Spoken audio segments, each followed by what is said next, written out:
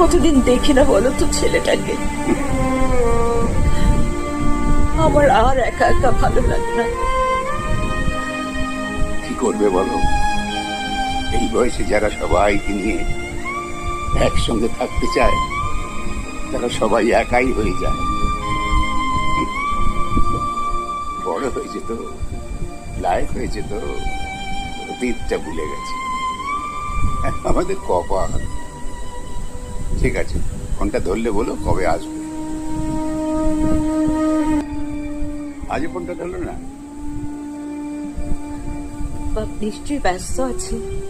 ব্যস্ত আছে, এত ব্যস্ত যে বাপ মার ফোন ধরার সময় পায় না। এরপরে ফোনটা করলে জিজ্ঞাসা করো একবার আসবার সময় হবে কিনা।